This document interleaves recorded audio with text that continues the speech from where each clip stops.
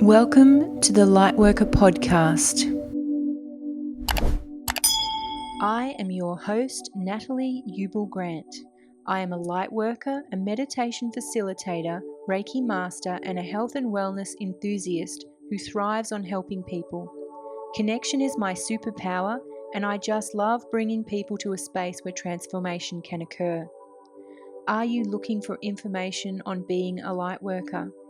Are you a lightworker and just love collecting knowledge from other lightworkers?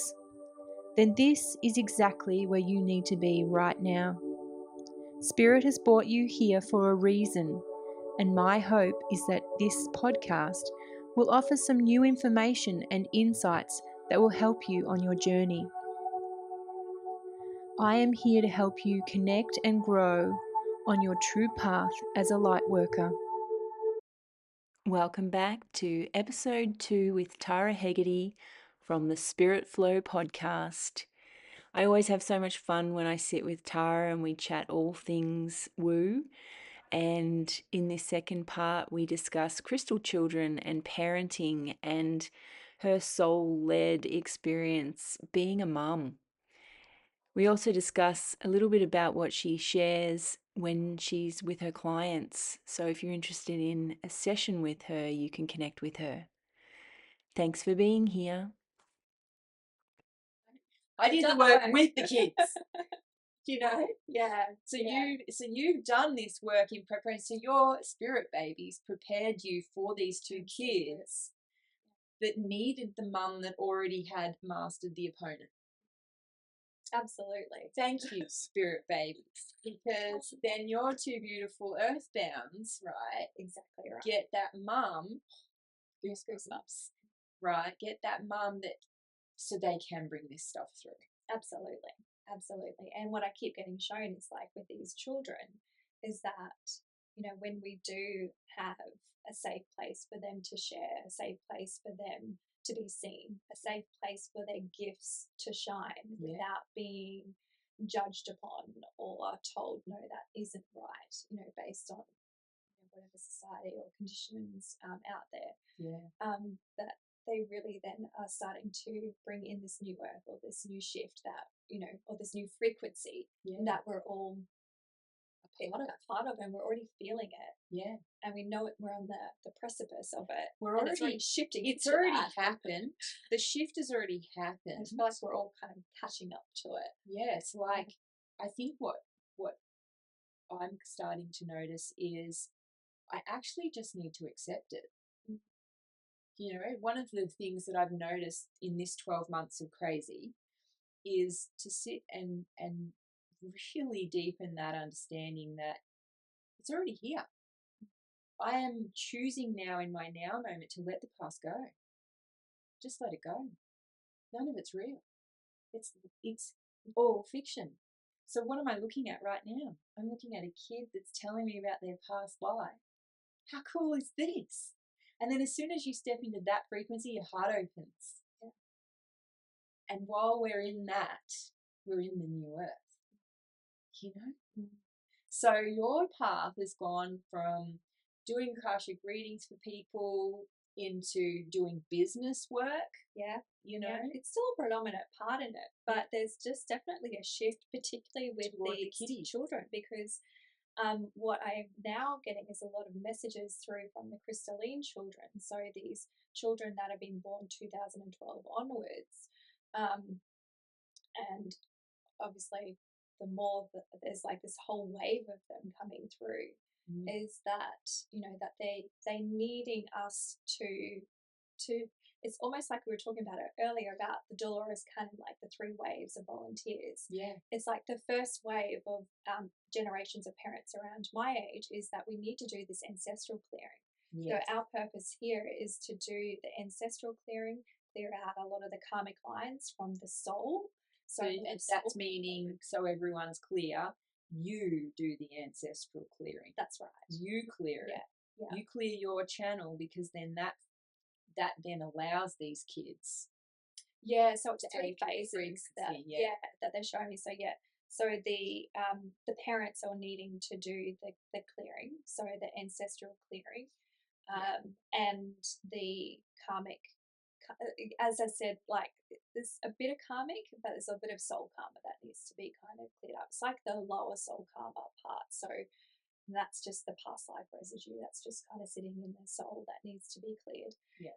And then the generation underneath us, so those that are probably around in their 20s, that's more about the voice activation. And so this is about having their voice, their throat chakra activated, for them to speak in their authenticity, to speak from their truth, and to have that discernment and that sovereignty. So that's such a huge part of that generation to move through that. And then that will create those two aspects, will create the conditions for these new earth children or these crystalline children to come in to do the work that they're here to do, which is huge. So they are showing me that it is, through this rise of technology, of AI, that they're bringing a lot of the ancient technologies in to help harmonize. What we can almost see is that it's going to tilt a few things off. With the rise of technology, it depends on how we use it, what intentions are kind of coming behind that. Yeah. But they're coming in with the ancient technologies to help harmonize that, to bring that harmony. So we're going to see a swing. Very exciting. And they're going to swing it back. Yeah. And so then that's going to bring that harmonization and that balance that humanity is needing. Yeah. And so for me, I just think, oh my goodness, these children are doing a lot of work. Yes, of course we need to do all the clearing from our ancestors' lineages. Yes, of course we need to have our voice activated, because they need to have that part of them ready to speak the truth. So it's all linking for me, because I just think, gosh, one after the other. It makes sense to me completely. And now I know exactly why I'm here. Why you're here. And it's just, it's coming back. It's exciting. Perspective of, supporting those waves, but then how to support that in the family dynamic as well. So that's my calling, is just to help find that harmonization and help families' nervous system find their ventral vagal, or that center, like that centered part of them, so these children can have that new foundation built, because families have been traditionally built on trauma. Yeah, they have. And then do what I say, not what I do. Right. Don't speak, because what I want you to do is more important than what you think or feel. You think about what we went through. Yeah. And mine was not bad, right? Genuinely, compared to, what some people have had to endure to get to this shift that's happening. Mm. But one of the common things that our generation and the generations sort of in and around us, we moved through, was not having a voice. Yeah. Mostly I've worked with women and men who have had to learn to have their voice. And we've also been taught terrible ways to speak to each other, because the role model behavior that we got to see was that, well, a parent says this, that's how it is. Mm. And it's not until reflection later that we work out, by looking at these traumas, if you like, that we can see that behind it was a potentially sometimes a good intent. Yeah. They just had a really funny way of showing it, And we've had to almost interpret what we were taught to then be able to figure out a new way to do things. Yeah.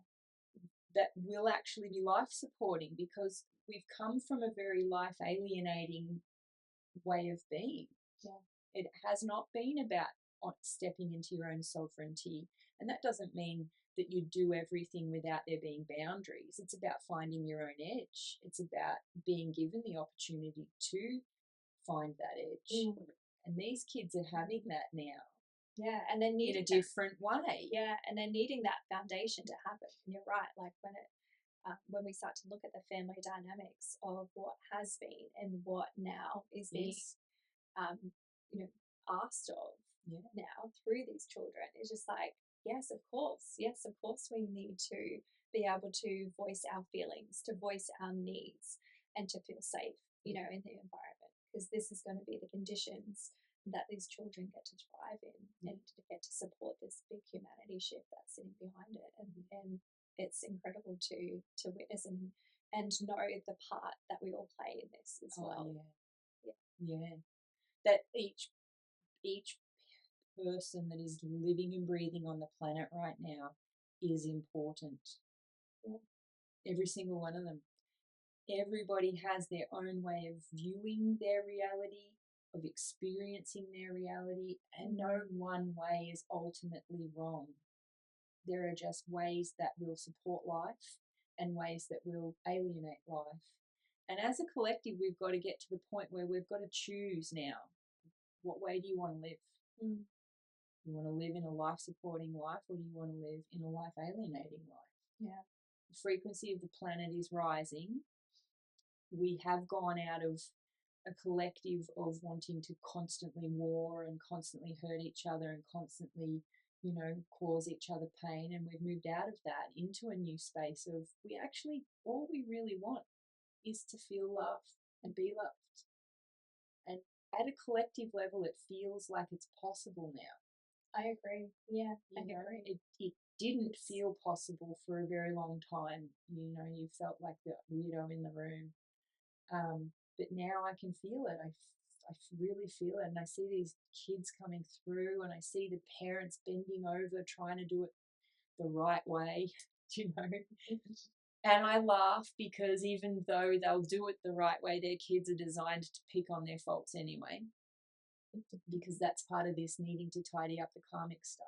Absolutely. And it's, we've gone through needing to do it in a very serious way. Yeah, to going into now this phase where maybe it doesn't have to be so serious, this whole healing journey everyone goes on, I agree, and that's what comes through very thick and strong, I guess, is that it's about bringing the play, the inner child out. There's been a lot of inner child healing that, needs to happen with the ancestral lines, but it's allowing that play and allowing that lightness to be okay. It's allowed to, to move, to sing, to do all the silly things, because that in itself is creating, such a light-filled energy in the house. Yeah. I mean, yes, feel your feelings. Definitely feel your feelings, but go through the depths of it. Definitely, move through that. Transmute that into new energy, and when you get that new energy, then start to bring in that play, the lightness, the joy that we're wanting. Because I know so many people. I don't know about you, but people are like, what do you want to feel? I just want to feel joy. I want to feel vitality. I want to feel that. Like, yes, yeah, we can. We can definitely do that. The thing that I've noticed that that keeps people in those low vibes, if you want to call it that, is that they listen to the low vibe voice. And this is that whole letting go of the past in the now moment. It's like once you've discovered now and you've discovered I want joy, then you've got to go after what need is preventing you from feeling joy. Like what aren't you giving yourself that is going to bring you the joy? Yeah. And if that need can only be fulfilled because you're waiting for someone else to do something before you feel better, you could be waiting a long time, which then the stories get louder in your head, and then you get resentful, and then you just stay in the low frequency patterns. Yeah, that's when you're stepping outside of the sovereignty. You're outside giving your power away. It's like superstition. I'm the fear is outside of me. Yeah. And not allowing that. Yeah. So that's when you're stepping outside of that. Yeah. And so you help people with that, right? With sovereignty? To get to gather their sovereignty, because you've got a lot of modalities, and absolutely. I've had a few sessions with you, and they are amazing. Yeah, absolutely. And so, because that's where I see people getting stuck. Yeah. They get stuck because they listen to the story and they give their power away. And to me, that's why when I'm doing that, I will seek a spiritual practitioner that's going to help me to be accountable again, to put me back into a space where I can access the internal way I'm going to fulfill my own need. Absolutely. Ultimately, that's why I choose a spiritual practice as opposed to what we would call mainstream, and that's just my opinion, because I know I don't have to churn over the story. I don't have to re-traumatize myself with stories, right? for my own personal journey, it works better if I can just have somebody hold space and ask me some questions that I'm going to be able to answer my own questions. Yeah, exactly. Yeah, and that's exactly what I do. So my modalities kind of mesh over together, which is most people. It's like, well, what's in your awareness? Yeah. You know, it'll be called upon regardless. Like the tools you have, they all come into play. So yeah, in terms of working with the Akashic records, you know, that is exactly it. You're going, you know, into a different frequency. So Akashic records is information about your soul, past, present, future. Yeah. When you step into the Akashic records, you're going out of the mind frequency. You're right. We can sit and talk therapy for however many hours we want to, and it feels and like go over the stories. Yeah, and you can get sit stuck there into that matrix. Ugh. But that's what I love about the Akashic records is that it shifts you up into a different frequency, takes you into the heart frequency. Yeah. And we get to see your soul level truth. And when you see your soul level truth and your potential, then that gives you the understanding or the perspective that you need to shift it. And then that's when the kinesiology overlays through that. So that could be the ancestral clearing, the inner child healing, or the soul karma clearings, whatever needs to come through. And then, yeah, the Reiki aspects definitely come to as well. It's that form of inquiry and that curiosity that kind of comes in as well. A lot of soul retrieval work has been coming through. We've got a phone call. Yeah. Excuse me, what? That's all right. Do you actually have a landline? No. Oh, is that your phone? That's my phone. Oh, I was like, is that a landline? And that's so funny because, well, it's probably, you know, one of those, the scammers, like they just are annoying. But anyway, it's cool. How funny. Yeah. See, this is the opponent coming into to mess with a very clear channel to tell us about what Tara's doing. This happens, right, in this work that we do, is that when us as spiritual practitioners, I don't know whether you experience this or not, absolutely. right? I could be having a very important discussion with somebody on a phone call that's life transforming for them, hearing what's going on with them, and then the phone will cut out. Doesn't cut out with anyone else. You ring them back, it cuts out again. You ring them back, it cuts out again. You try a different form of trying to communicate, it cuts out again. Yeah, absolutely. All the time. Well, not all the time. Energetic interference is a real thing in our industry. Yeah, it is. And do you know what? I've actually been clearing a lot of AI technologies now, which seems to be so part of, you know, the protocol, particularly from Reiki, is that, you know, we're checking for reptilian, demonic, whatever kind of entities. I'm like, AI entities? And I'm like, yep. And I'm like, okay, we're going to clear. And you know, I never worked with any of that until 2020. Yeah. Yeah, interesting, isn't it? Yeah. Yeah, it keeps coming through for me as well. But yeah, definitely parasitic, you know, parasitic entities, this kind of thing as well. It's really interesting, the different interference that's out there. But what I love about it is that all that stuff was always there. We just weren't aware of it. See, because your brain only collates information it has an awareness about. Everything else it wipes. It's a bit like scrolling on a phone. If you've never heard of an aura before and somebody starts talking about auras, if you've never ever had that come across your path, your brain will just swipe it. Unnecessary information, I don't have to put it into my field, right?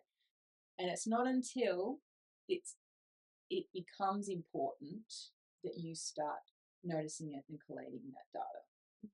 And the only way that has worked for me to keep myself open to receiving new information is to remain curious. And I learned that from my level 1 class because it was such a weird experience and I had no way of explaining what was going on for me, that all I could do was step into curiosity with it. You know, when your hands move on their own and you've come from a place where you're in total control of your body, but in that moment your hands are actually moving on their own and you have a choice. You can commit yourself as absolutely crazy. You could listen to the voice saying that's not real, stop it, or you could just be interested. And that's that whole being able to do that is what has opened this whole other world for me. And probably the same for you, I'd say. Being curious is the thing that's opened more doors to being able to see what is affecting a human being. Absolutely, yeah. You know, from a kinesiology perspective, it's attachments. And when we look at attachments, whether they're non-sentient or sentient beings that are coming in, it's less about, you know, what has actually attached to you, but what the lesson is behind it. Because if you don't move through the lesson, then it's going to keep happening to you in different scenarios. And I know you know this, but just tell everyone though. I'm just pointing it out because it's like this has happened for a reason, because maybe your vibration was shifted, or maybe you stepped out of your sovereignty at a certain point in your life. And when we bring that into your awareness, yes, we can clear it, but you need to understand that you created that to move through a certain lesson. And if you don't actually integrate or embody that, then it's going to happen. It keeps coming back again and again. So particularly from a kinesiology perspective, like, you know, different forms of attachments. I mean, you're saying parasitic things that go through, like, you know, we talk about implants and we talk about compliance and very similar concepts. And it's hilarious because different language. I didn't learn kinesiology, right? Yeah. I completely rely on spirit's guidance. And they would tell me, they'd say, an implant, and I'd be like, what is that? Do you know? Yeah. And then it wasn't until I actually met a few kinesiologists and I'm like, oh, it's a thing. You know, because I got notebooks, I keep notes. Oh, that came up for this person and that for that person. Yeah, because I rely completely on the channel. Yeah. You know, it's just how I've rolled. And it's funny. It's backfilling. It's funny, like, before I don't have to scan anymore. It's like, you know, I've learned kinesiology, and obviously you scan and you muscle monitor. Yeah. But as you're muscle monitoring, things are already dropping into the channel. You're like, okay. So just want to double check that it's this. Yeah. Okay. All right. So which is so cool. Yeah. So but it is. It's always, and that goes back to this whole let's clear the ancestral stuff, let's clear the past life stuff, let's get the channel, get these bodies vibrating at frequency where they are releasing the baggage that you've been carrying. So I call them, assume we're like a computer and we run programs. Yep. And all of those programs have been helpful until they're not. And once they are not helpful anymore, they begin to become obsolete. So they sort of move out of being part of you into the field as being an annoying influence. Yeah, I like it. And they then can test as all sorts of things like AI and entities and, you know, reptilians, whatever, right? Or ancestral entities have been a total thing this year, right? Everyone's been clearing ancestral entities. You've been getting that with your kinesiology? No, interesting. But ancestral lines, yes. So and entities, yes. So or attachments, yes. So the way that it kind of, I understand it, is that something happened to your ancestors 7 generations back. They learned that if I put my hand on a hot plate, I get burned, so it's dangerous. You get here now, right, and you've got a glove on or something, and you know you can touch that hot plate and it's not going to burn you, but you still have the fear of being burned, and your body will respond in a fear response. If you use that as an example, I don't know if this is helpful. So, but you realize I don't have to have this body shaking fear response anymore. I got a glove on and my hand's safe. Right. So that entity, that ancestor. Oh, right. Yeah. That imprint. That has been, you know, given to you. You now don't need it. Right? Yeah. So it might not be pertaining to like burning your hand or anything like that, but it will then become separate to you. Yeah. So really similar thing in terms of what we do in kinesiology. So now there's ancestral clearing, which is really similar. Yeah. It's from a past ancestor. Yeah. That comes through, and that feeds through at a DNA or cellular level. Yeah. And that's just how you operate. Yeah. And then some of these things that people are clearing they involve a loop, like it's a repetitive pattern and it runs through lots of people in the family. You know, it's and I guess that comes from understanding ancestral lineages. So you can have those ancestral lineage issues. You know, if you can indicate like which obviously line it's coming from, your mother or your father, father's line, and then once you start to indicate or start to ask the question of what it actually is, so really getting specific about what you're actually carrying as well. So clearing, like having the more information rich or that we can be pulling, the clearer the clearing will be essentially. Yes. Which is that whole bringing it out of the subconscious into the conscious. Yeah.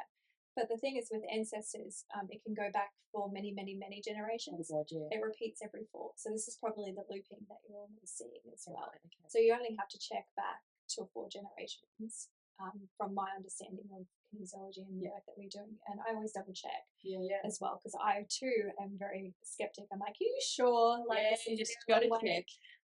But it is every time I do, and it's like, yep, I only have to go back to 4 generations, but it's repeating every 4. Yeah. So this is the loop that the ancestral line is needing to be cleared out of. And once you do clear out of it, it's completely out of your system. But you've got to work out, as I said, the more specific you are in terms of like understanding which part of the body. So it'll generally be because it's ancestral, be in the physical or the etheric bodies. Yeah. And then what actual line it is, so mother or father's line. Yeah. How far it goes back. And then specifically what is the issue, the fear, the program, the sabot, whatever it is that needs to be released. Yeah, it's very cool. Yeah, in the sessions that I do, I watch people actually go and they are their ancestor, and then they see the thing, and then it shifts through their body, and then they do the thing, and then the loop goes, and then it's done. It's amazing. The direct experience. It's amazing. Pretty cool. Yeah. So everyone's different. That's right. And you have to follow that. Right. And it's like that sort of brings me to your own ancestral clearing, because I know you've done heaps. Yeah. You know, you've discovered about your own family's spirit babies. You've discovered your spirit babies. You've the family dynamic, and then working with your family. And shifting through, because we end up teaching or sharing what we know. Absolutely. Yeah. So definitely, my mother's line, there was a lot of, ancestral clearing from her line, particularly actually probably more from my dad's line. So when I look back through the ancestral clearing from my dad's line, it was linked back, to the war. There was a lot of physical abuse on that line as well, a lot of mental health issues. And so understanding, the more that you can understand about your ancestors and their lives, it gives you that rich information that you can start to really empathize and understand what they would have been moving through their perspective. So I have cleared a lot of through my dad's side, probably because one of my guides is one of my ancestors on my dad's line. So he works quite closely with me in that kind of ancestral clearing. But even the karmic clearing, like, I was had a karmic loop from, get this, it was from 8,000 lifetimes ago. Where I was, and yes, you probably have lived that many lifetimes. Whoever's listening to this, like if you're listening to this, it's actually staggering how many times we've done this. Right. Just breaks my brain thinking about 8,000 lifetimes of this. But this is the karmic loop that I'd cleared. So it was 8,000 lifetimes ago where I was controlling someone. And but it was a relationship dynamic. And so once I cleared that karmic loop, that meant my relationship was going to change, and I had to be willing, and they asked for consent to say, are you willing to have this cleared? And I'm like, absolutely, they're like, you do realize this could affect any of your relationships? I'm like, yes, absolutely. Yeah, I'm right. taking responsibility and sovereignty in everything that I You're doing. Yeah. and we cleared it, and so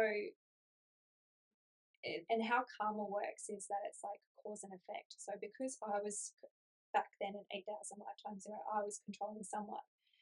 Since then, I was always in relationship dynamics. Where someone was controlling you. Yes. So I was always, codependent. I was like relying on other people, and I could just see how that was playing out in this lifetime. Yeah. And so I could deeply relate to that. Once I cleared that, oh my goodness, 2 weeks later, things shifted. There was a huge shake up within my own relationship. Yes. It was a shake up. It was a good shake up for most of the part, but it was a shake up that we needed. But it literally, it almost like crumbled the foundation that we built, and it kind of created a new foundation. And we needed to rebuild from that place where I was in my sovereignty, he was in his sovereignty. Yeah. So, which is like new ground. It's such a weird place to be in, and you sort of need a little bit of time to get used to what that new foundation is. Yeah. Yeah. Yeah. So, yeah, wow. lots of clearing on that perspective. Coming back to the ancestral, sorry, I'm jumping. No, that's it's all related, but right? The ancestral thing, like once we cleared some work around my mum, and her mum, like my mum's line, I started to notice just subtle differences around how she was talking and finally acknowledging her stillborn as well. Yeah. And so she would openly talk about it, whereas previously she would just, break down and cry or just shut off. So, I could see that some of the clearing that I was doing within that space was having a direct effect on how she was operating as well. Yeah. So, because we really are co-creating the reality. Totally. Right? And we're all interconnected. We're all interconnected. The people that are in your life are there for a reason. And we're all learning from each other. And all these things that we think are wrong or going badly are teaching us something. And if you can gain that perspective, life does become a little easier. It's a difficult shift to make, to come out of sort of that old way of thinking into this new way of thinking. But this is part of stepping into the new earth, is to start taking personal responsibility for your own energy and the things that are influencing your energy, and doing this ancestral work, past life work. I mean, yeah, I think about how many past life regressions I've actually received. It's a lot. Because for me, a lot of the answers that I needed to help shift what was going on in my reality was in the alternate lives. And yes, unfortunately, I've seen myself do some heinous things as well, and had to, forgive myself and work through those, even understand that you could do some of those things, and then also being the recipient of those things, and then being able to forgive, Forgiveness is such a huge thing. But yeah, to find that you are, you've been doing this 8,000 something times, you sit there and you're like, no wonder I'm so fatigued. Yeah, absolutely. It's like, this soul is tired. So where to from here for you? Like, what is you? Because I know you're podcasting, and I love your podcast. It's Spirit Flow. Definitely listen to it. It's podcasting. And you know what? I probably, from a selfish side of things, it's really kind of reaching out to people that I want to find out more information about. I want to be mentored by. So connecting with people through that podcast has been really pivotal in terms of like really understanding how people operate their businesses, or what's really inspired me and wanted me to connect to them. So in actual fact, it's quite a beautiful platform that I can use to connect to people, which has been fantastic.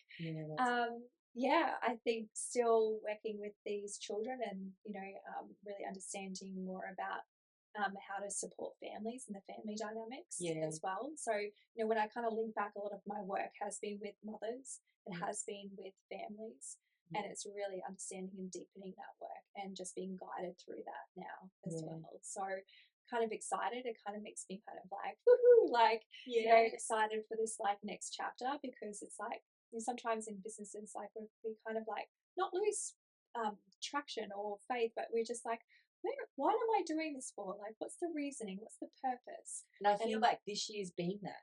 This year has been like a realignment, hasn't it? It has completely. Like I've been in a realignment, and I mean, it started for me going and doing a business session thing with Tara, and then this was what 3 or 4 years ago now.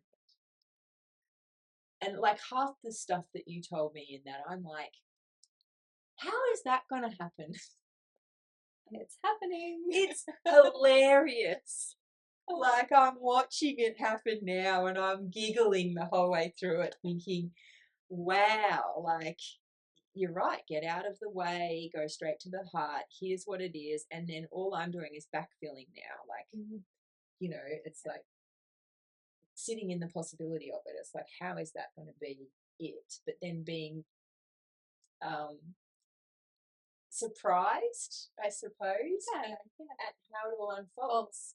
So and I love hearing you go, I've been working with women and families and kids, and it's all like we can't see ourselves, right? But when that information drops in, it's just like, oh, this makes sense. Yes. But it's almost like it's linking, it's linking, and it's creating that the reasoning behind, why I started. Because, at the beginning I was just being guided, but now more information keeps dropping. Oh, great. Yeah. Great. Cool. This is the mission I'm on. This is the mission, and also because your kids are these kids, Yeah, and makes sense. We need Austin's book. We need Sienna's stories, and the world needs, because truth recognizes truth, and that coming to that frequency, right? Yeah, the frequency that these children are bringing in, because they're incredible. Yeah, and they're here to bring in these different frequencies. Yeah. For us to really shift into, these new realities that we are already in, but help us start to see it. Yeah, see it, to embody it, so this is the seeding kind of like process. Yeah. Because we can't see what we don't know. Yeah. It's just and it's been such an interesting process to watch a lot of things change very quickly in the last 5 years, and it's almost like at that point now you just got to hang on for the ride, because it's happening whether you want it to or not. And these kids are coming through, and they are bringing this frequency, and the adults need to realize that they are little geniuses. Yeah, they have incredible codes, templates, everything. It needs to be, that's ready, ready to be, brought through. Absolutely. Yeah. Is there anything else that you would like to share before we bring this to a close? Just talking about frequency, and it just makes me smile, because, just coming back to, embodying that frequency, feeling that frequency, resonating with those frequencies. And I think that's why those teas came through. So, your teas. Oh my God. Teas. Yes. And I'm not doing like, by any means, like doing a product plug or anything, but it just, what is coming through. They are really good, just saying. Is that these teas and having those frequencies, it's starting to shift at a cellular level when we start to, actually feel the difference of what the frequency can do from the internal place. Really like the flow once good. Then that can give us, I guess, the resonance of these different frequencies that are wanting to come in as well. Yeah. I feel like that's where the teas have kind of come into my journey, is that it's showing us the frequencies and embodying the frequencies and getting used to the frequencies. So when these different frequencies do come in, that our bodies are ready and like open to receiving it. as well. Does that make sense? 100%. Yeah. Well, because, I mean, and some people might not even know that they're experiencing a frequency shift. Have you ever walked into a room and the way the room feels is different to the room when you were outside? Mm. You know, oh yeah, like when you walk into, say, a grocery store and you're just like, oh, get me out of here, someone get in and out. Or versus maybe when you go for a walk and you're standing on a mountain, you have a completely different feeling when you're there as opposed to at a shopping centre. That's a good way to sort of do an experiment, if you like, to be able to test and measure what it is when someone says that the frequency is shifted or the frequency changes. And then what we're noticing now is while we're walking around in our daily lives, we're noticing that when we are doing certain things, we are having these feelings. And then when we do something else, we have a different feeling. And we're starting to talk in terms of frequency. Okay, that lifts my frequency, this lowers my frequency. And then that's how we're starting to learn what actually to be doing for ourselves. Like, that is something that lifts me up. I'm going to do more of that. This lowers me. I don't want to do that anymore. So then we need to start making these changes. So, and this when we're having high frequency tea, there's a tangible difference to when you have other ones. I don't know whether I should say. Just and the supermarket ones. I think do you know, like. But and it all comes down to also the intention, right? So the intention is, particularly coming, the birth of these teas, it was channeled, like it was information that was channeled, it was ingredients that was channeled, and it wasn't. And I remember channeling the ingredients, the colors.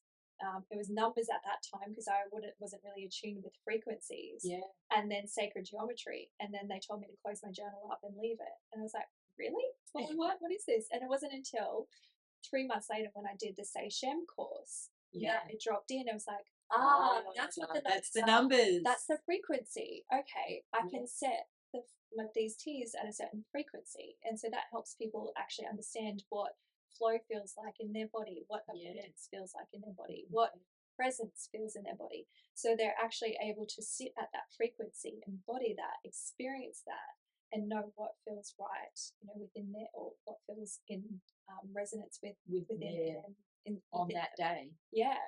And when you think of other teas, like what's their intention behind that?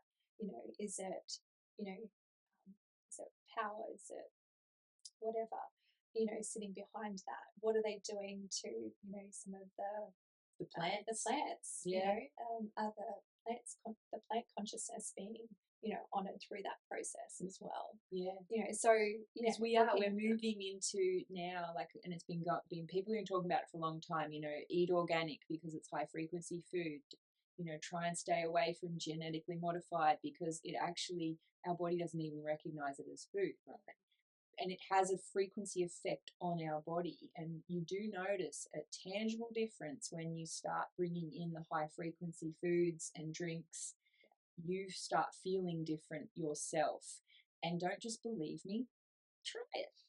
Test and measure it. Like, be a scientist, be your own scientist, and test this stuff. And when the brain says to you, oh, it's all a bunch of lies or it's not true, well, what have you got to lose? Just to try something and see whether you do notice a difference when you go stand at the supermarket versus go stand on a mountain. See if you feel something different. See if drinking the tea makes a difference to the regular tea that you have. Yeah. See if you notice a difference, because it's different for everyone. But to stand back and just listen to the critic or the opponent in your head that says, oh, that's a bunch of lies, or that couldn't be true, without actually trying yourself, well, you're letting yourself down. Yeah. You're not living open to opportunity or possibility. You don't know until you know. We know. I know your flow tea is awesome for me. It's like total yes. Yeah. A lot of people do like the flow tea. I enjoy the presence as well. But very much in the presence. Yeah. At the moment, that's my kind of into tea. That's moving through a few of my Stay present. So what I'll do is in the notes I'll have all the links to the things, so that anyone that wants to work with Tara can find her. And I want to say thank you for coming here to my couch and just talking about whatever happens and being open to share everything that you have. I really appreciate it. Thank you. Oh, thank you, Nat. I appreciate you having me. Come on and I love sitting on the screen couch. It's fun. It's always good. I'll come back and do it again anytime. Okay, well, yeah, you're on. Yay. Thank you so much. This was such a fun episode to film, and I am so grateful that you decided to share your time with us. I hope you got something valuable out of watching this episode with Tara Hegerty. Join us next week for an episode with Robin Ellis, and the content in this next series is Thriving with MS. Robin's story is just so inspiring, and I am really excited to share it with you. So I'll see you next week.